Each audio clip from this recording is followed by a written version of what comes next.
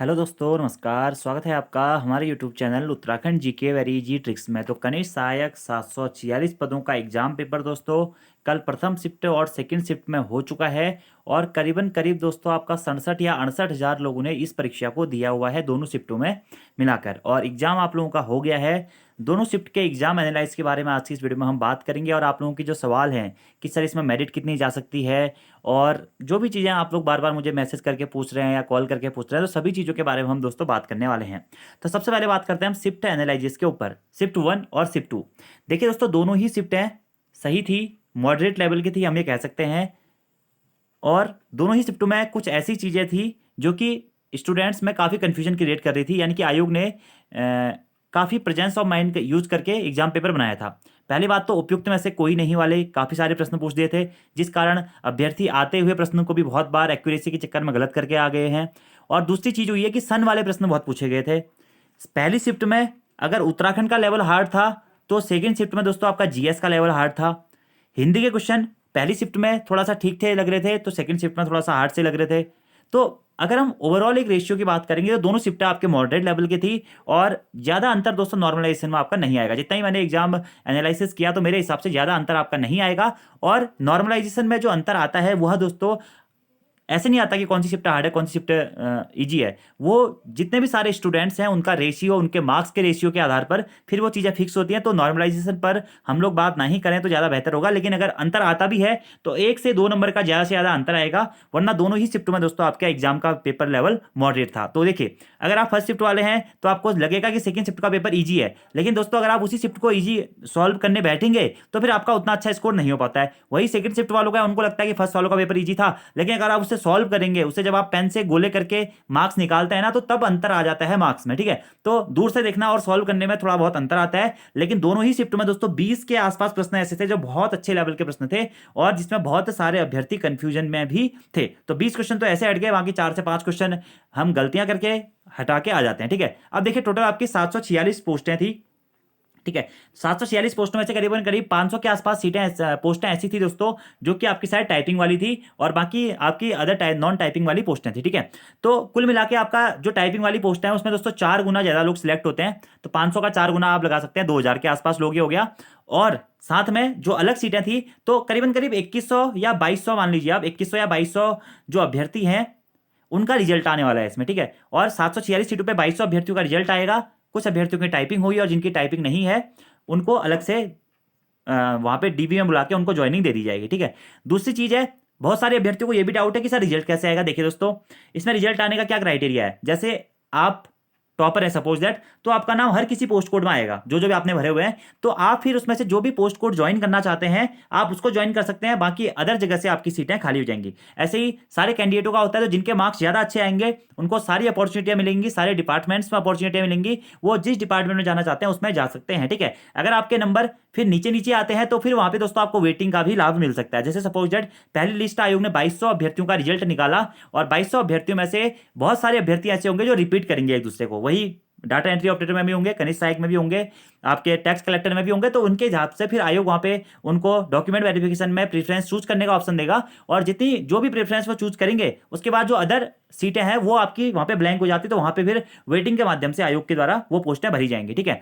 तो ये था रिजल्ट आने का सिस्टम। तो रिजल्ट हमारा पूरा मिक्सअप आएगा, कंबाइंड आएगा। अगर आप लोगों का सिलेक्शन, अगर आप लोगों के सपोज दैट 275 नंबर है और टॉपर हुआ, तो आपका हर लिस्ट में नाम आएगा जो जो भी आपने पोस्ट कोड भरे हुए हैं। फिर आपको उसमें से एक चूज करना पड़ेगा, तो अदर डिपार्टमेंट्स आपके वैसे ही खाली हो जाएंगे। ठीक है, तो उसके बाद आयोग के द्वारा फिर बाद में एक फाइनल रिजल्ट भी जारी किया जाएगा। तो ये तो थी ये प्रेफरेंस चूज करने वाली बात। ठीक है, और इस रिजल्ट में दोस्तों ऐसा भी हो सकता है कि आयोग पहले ही आपको प्रेफरेंस चूज करने का मौका दे दे। तो ये आयोग के ऊपर डिपेंड करेगा कि अब वो कैसे आपसे प्रेफरेंस चूज करवाता है, क्योंकि यहाँ पे अलग अलग डिपार्टमेंट्स हैं।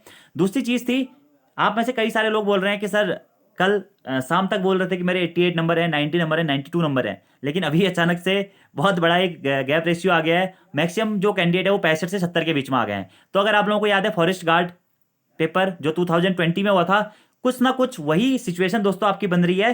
तो अनुमानतः पेपर का लेवल भी दोनों का सेम था मेरे ख्याल से, तो फॉरेस्ट गार्ड से ज्यादा ही अप लेवल का पेपर था ये, ठीक है, क्योंकि काफी क्लोजिंग ऑप्शंस पूछे गए थे और ऑप्शंस में अभ्यर्थियों को काफी कंफ्यूज किया हुआ था। जो बंदा अच्छी खासी तैयारी वाला है तो वहां पे भी वो गलती कर रहा है, ठीक है, और काफी 3 से 4 क्वेश्चन तो हमारे ऐसे ही गलत हो जाते हैं जो कभी जो हमारे ह्यूमन एरर्स होते हैं उनके कारण, ठीक है। तो अगर मैं अभी तक इसके सेव स्कोर की बात करूं, अभी दोस्तों आंसर की नहीं आई हुई है, ना ही फर्स्ट शिफ्ट की और ना ही सेकंड शिफ्ट की, तो अभी तक का अगर मैं आपको सेव स्कोर बताऊं तो मेरे हिसाब से अगर आप जनरल कैंडिडेट हैं और अगर आप 63 65 इसके आसपास में स्कोर कर रहे हैं तो अभी आप टाइपिंग के लिए सेफ है, यानी कि टाइपिंग में आपका नंबर आ सकता है अभी के हिसाब से, जब तक आंसर की दोस्तों आपकी नहीं आई हुई है। उसके बाद में जैसे आंसर की आ जाएगी तो फिर वहां पे मैं शिफ्ट एनालाइज करके आप लोगों के मार्क्स को एनालाइज करके फिर वहां पे एक कट ऑफ आपको बना के दे दूंगा, ठीक है, एक्सेप्टेड कट ऑफ। तो 63 से 65 अगर आप जनरल है तो मेरे हिसाब से आपका नाम आ जाएगा टाइपिंग के लिए, ठीक है, अभी तक के हिसाब से दोस्तों, क्योंकि कंडीशन वही है फॉरेस्ट गार्ड की ही मेरिट लिस्ट की तरह मुझे अभी मेरिट लिस्ट लग रही है। कल अभ्यर्थी बहुत ज्यादा नंबर बता रहे थे अपने, लेकिन अभी धीरे धीरे उनके नंबर फिर कम होते जा रहे हैं। तो 63 से 65 अगर आप लाते हैं तो मेरे हिसाब से आपका सेफ जोन है।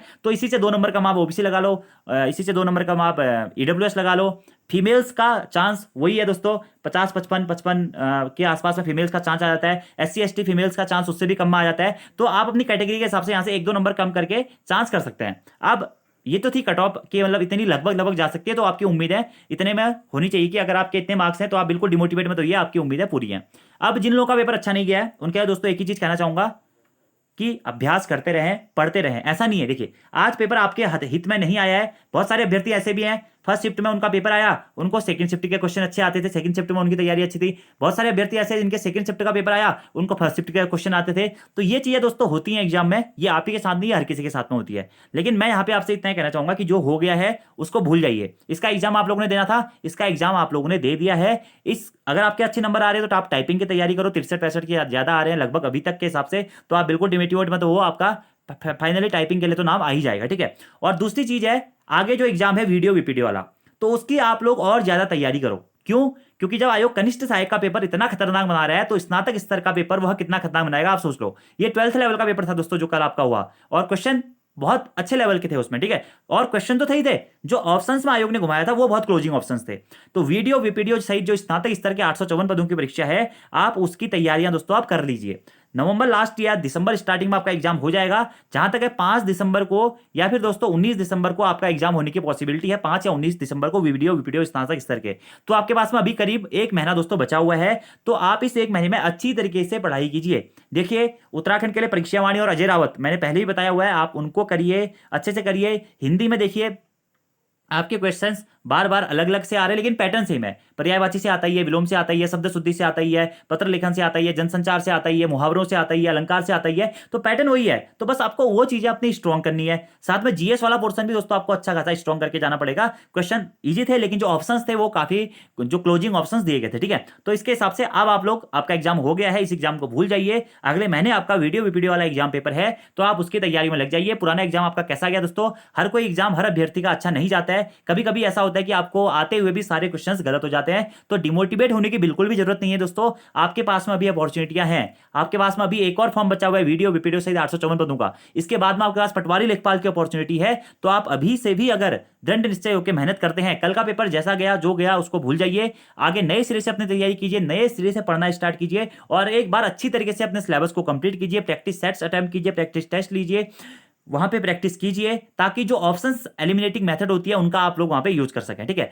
बाकी दोस्तों तैयारी करते रहो यार, देखो डिमोटिवेट मत हो। बहुत सारे लोग पूछ रहे थे कि यार सर मेरे इतने ही नंबर आ रहे हैं, मैं इतने टाइम से तैयारी कर रहा था या कर रही थी, तो कोई बात नहीं, कल का दिन हो सकता है कि आपका दिन ना हो, लेकिन अगर आप मेहनत करते रहेंगे तो एक दिन आपका जरूर आएगा और आपको सफलता भी दोस्तों जरूर मिलेगी। बाकी ऑफिशियल आंसर की आयोग की आज शाम तक या कल तक आ जाएगी दोस्तों। जैसे ही ऑफिशियल आंसर की आएगी तो आप लोगों को बता दिया जाएगा। और आप लोग अभी तक दोस्तों अपना जितना भी रॉ स्कोर आपका हो रहा है आप कमेंट बॉक्स में बताना चाहें तो बता भी सकते हैं, ठीक है। तो आज की वीडियो में दोस्तों thank you, thanks for watching video, see you next time. और दोनों ही शिफ्ट 1 और शिफ्ट 2 का मैंने एग्जाम पेपर आपको सॉल्व करा के दे दिया है मेरे अकॉर्डिंगली जो आंसर की ओर था, ठीक है। बाकी उसमें दोस्तों 2 से 3 क्वेश्चन ऐसे थे हमारे जो कि शायद मैंने आपको बोलते समय गलत बता दिए थे जल्दीबाजी के चक्कर में, क्योंकि मैं पूरा क्वेश्चन पढ़ नहीं रहा था। तो वो 2-3 क्वेश्चन जो भी गलत हो रखे थे वो मैंने कमेंट बॉक्स में पिनअप कर दिए फिलहाल के हिसाब से, जो मुझे गलत लग रहे थे। वरना दोस्तों उसमें से 92 या 93 क्वेश्चन आपके दोनों शिफ्ट में बिल्कुल सही है, ठीक है। 95 तक भी आप मान सकते हो। बाकी 5 क्वेश्चन में आपका ऊपर नीचे का रेशियो है, तो वहां से भी आप अपनी आंसर की को एक हिसाब से मैच कर सकते हैं कि आपके कितने तक मार्क्स बन रहे हैं, ठीक है। बाकी आप बता सकते हैं कमेंट बॉक्स में, जैसे ही ऑफिशियल आंसर किया जाएगी दोस्तों फिर आप लोगों को बता दिया जाएगा। बाकी यार तैयारी करते रहो, डिमोटिवेट मत हो। कल आपका दिन नहीं था तो एक ना एक दिन आपका दिन जरूर आएगा। अगर आप मेहनत करते रहेंगे तो सफलता भी आपको जरूर मिलेगी। तो आज की वीडियो में इतना ही दोस्तों, thank you, thanks for watching video, see you next time, धन्यवाद।